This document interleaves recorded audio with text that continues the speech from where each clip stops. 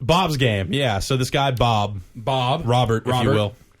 Robert Poloni. Yes, he has spent the last 5 years making his own DS game. He's 25 now, so like some of the best years of his life he spent from 20 to 25 making a homebrewed DS game. So, okay, first of all, has the DS been out for 5 years?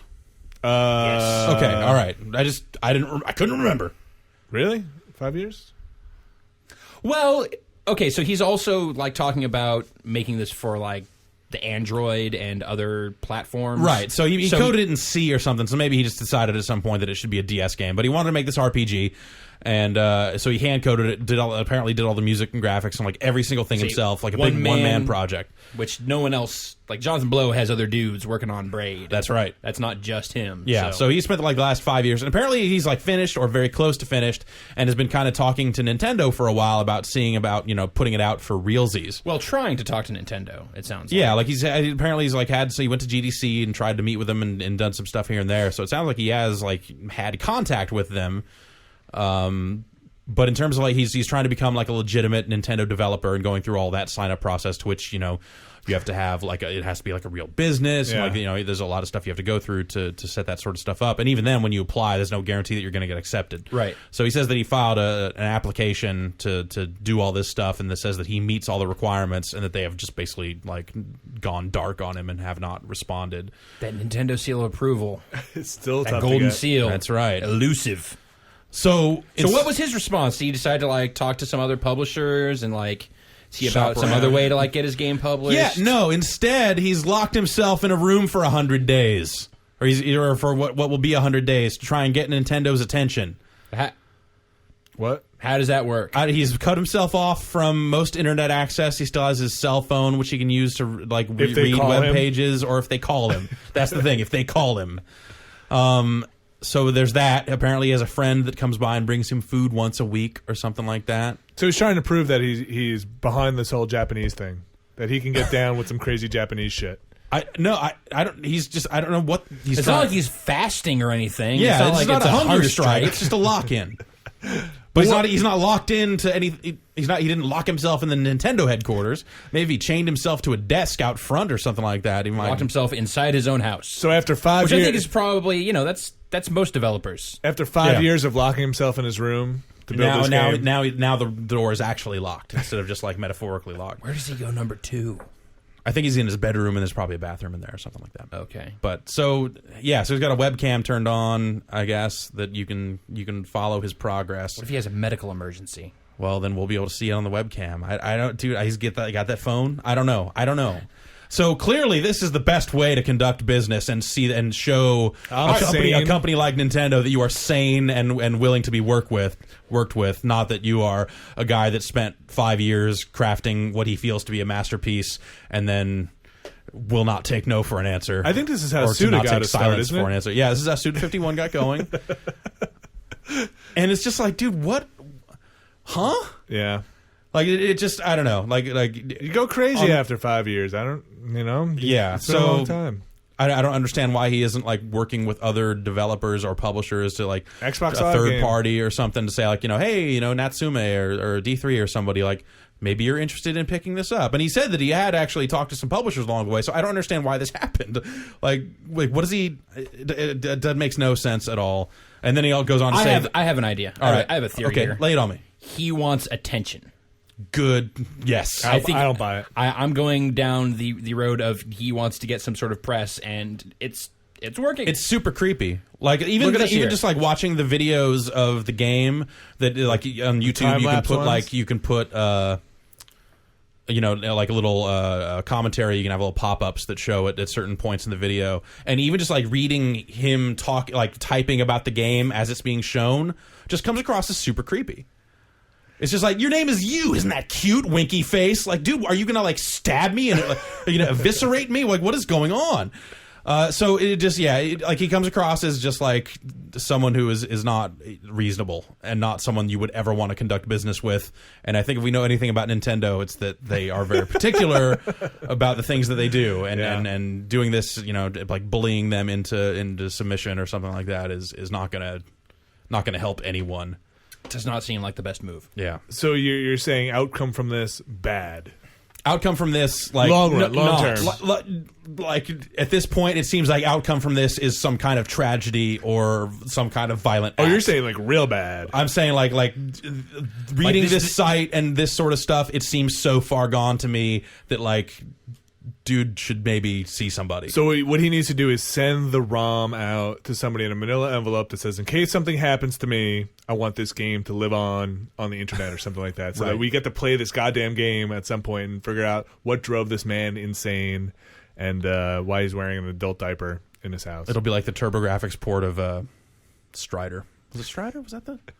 Never really. There was some like PC Engine port of some game that apparently like drove someone like completely insane. I could totally do like in Japan. If you spend 5 years making this game and then you think it's so awesome, and then you go to like a company who and go look at how awesome my game is, and they go like, what? Kid, get out of here. Yeah, and you're like, what? And you just cannot break through. You can't get through the 27 layers of people that you need to get through. I just want to talk to Reggie. Just let Reggie play it. He'll know. I just wonder like how this guy got to the point where all of this seemed reasonable. Right. Like, well, this is obviously how this is done, right? Like, I go and I lock myself off from the world and make this game entirely by myself for 5 years, and then I present it to it's the like, world. well, yeah, and no one was publish making it. the games I wanted to see, so I made it myself.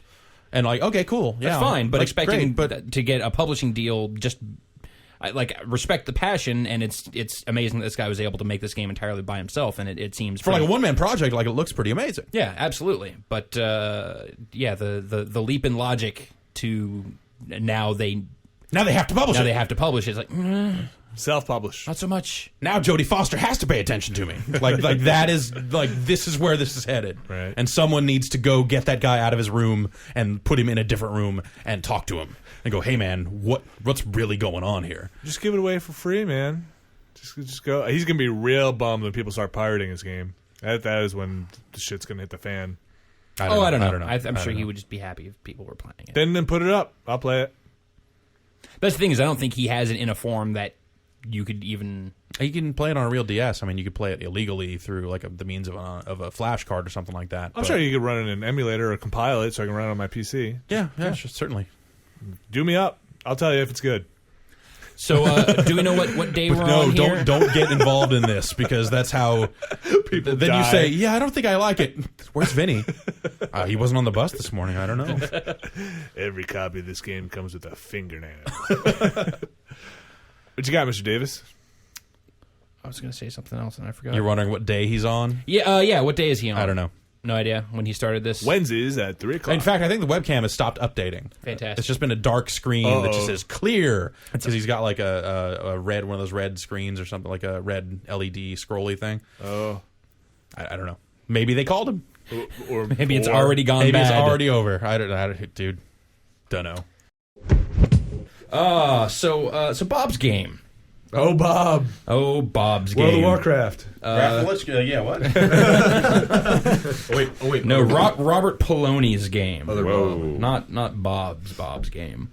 guy This is who the wrote dude that that. locked himself in his room. He said he was going to stay there for 100 days until Nintendo talked to him or gave him a dev kit or... So is he dead now? No. I at a point, I am going to expect this to just turn out to be like a guerrilla viral ad campaign for Doritos or something. Just because that would be the best possible outcome, I think, really. Because it's seeming like more and more Absurd. weirdly staged and absurd, and Contrived. the things that the guy is saying have become kind of nonsense. Jeff, you've been following this somewhat closely. Yeah, and you can't make any sense out of it. I keep trying to get away from this, but it kind of just keeps coming up. No, and, don't lie. You've got the Bob's Game app on your iPhone. You've been watching. And he just, he keeps writing all this stuff, saying like, "This will work. Reggie will hear me." And it's, it sounds, the writing sounds like it is coming from a crazy person. Like there's nothing rational about anything that's being typed, and it sounds like the sort of guy that is eventually going to hurt himself or kill someone else to get Reggie's attention. Like that kind of crazed stalker John Lennon scenario. Which Berkowitz yeah, kind of thing. exactly. Totally, Which is not unusual for the internet. I know, exactly. So- yeah. So at a point over the weekend, he was at, I guess, like day 30 or something. He flipped out and decided... Or did he? I don't know. Like It seemed either way, like- either the room got trashed and he was laying down kind of in the wreckage of this room and remaining still for a while. So still that when I first looked at it, I didn't even see that he was laying there. It's like, oh, he trashed the room and escaped. Thank God this stupid thing is over. Hopefully he got some help. But he'd also like put up some text on the site saying that, you know, he had given up on the 100 days and that this just wasn't going to work, and wrote all of the scathing things about Nintendo. But then, like, a few hours later, said, oh, just kidding, everything's okay. But then, on top of that, now he is dressed up in weird shoulder pads with spiked armor and saying, like, now it's like I'm the final boss from the game I made!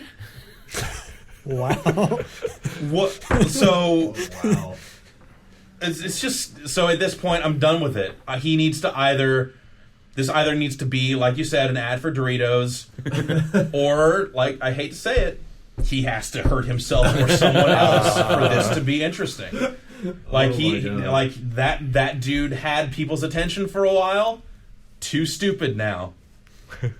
Actually, the first time I heard about it was by going to giantbomb.com. So yeah, exactly. And I feel kind of bad about that, I guess. So it's Part like, of the problem. I'm not following that stupid crap anymore unless something very dramatic happens. I was really disappointed to find out that the thumbnail you used was not Bob. That was actually like Jared Leto from with 30 extra pounds. Yeah. I had the image in my mind that was Bob. No. Oh, man, I want to see what he actually. But yeah, I don't know. He says he worked on that game by himself for 5 years and wanted to put it out on the DS because he's such a big Nintendo fan. Because that's how business works. That game looked interesting. I don't know. The game looks like it's probably okay. What is it? Is it a platformer it's or like a something? classic 16-bit style RPG. Yeah. Basically. That looks interesting. So, something that looks like it could be okay. He really wanted to put it out on the DS, but then was also saying, like, I think I'm going to port it to the Android. Like, yeah, that's probably, like, a way better idea, because you could self-publish, and I don't know what you think getting an SDK disc from Nintendo is going to somehow put you closer to publishing this game. It's not like, unless he's got all this money that he can cover the... You worked at Nintendo. How many minimum copies of a game did you have to make to put out a DS game? Because I know that was totally your department. When you were putting out your DS games... it's quite a few. Yeah, it's not like he could just like run off one of them. Yes. No. So he would have to have the money to publish, manufacture, distribute. Well, I mean that's the thing. Like, you even look at the requirements that you need. Like, they're clearly stated out with the requirements you need for development kits. It's not easy. I mean, but you can go through the process and get one. It's not like tough. I mean, provided you qualify. Well, right, but I mean, if you were really serious about it and if this was something that you really wanted to do in life, I mean, you would go through the motions and just do it the right way. I mean, why? And he had given interviews in the past saying that he had spoken with like actual publishers about this project and this sort of stuff. So like that is more the right way to go than like somehow tricking Nintendo into caring about your creepy game. Yeah, so like he said, it's like I met all the requirements. I set up a fictitious business and I have license and all this stuff, and like claiming that he meets all those requirements, but that they just stopped returning his calls. Which, if he is as much of a nut job as this thing makes him sound, yeah, I would go dark on that guy too. Well, like one of his later updates over the weekend, he kind of unveiled this dark theory about how someone at Nintendo hates homebrew, and so they're just trying to kill this whole thing just because that's where it stemmed from. So, that's that just sounds more like paranoid ramblings at this point, and that's the problem, is that maybe that could be a valid point. He's not wrong, and this will work. But it's hard. It's hard to take someone serious when they talk in absolutes like that. Yeah, and are obviously crazy, or like obviously trying to appear crazy. Like that's. Like, I can't totally discount that this whole thing is just, like, fake. Yeah.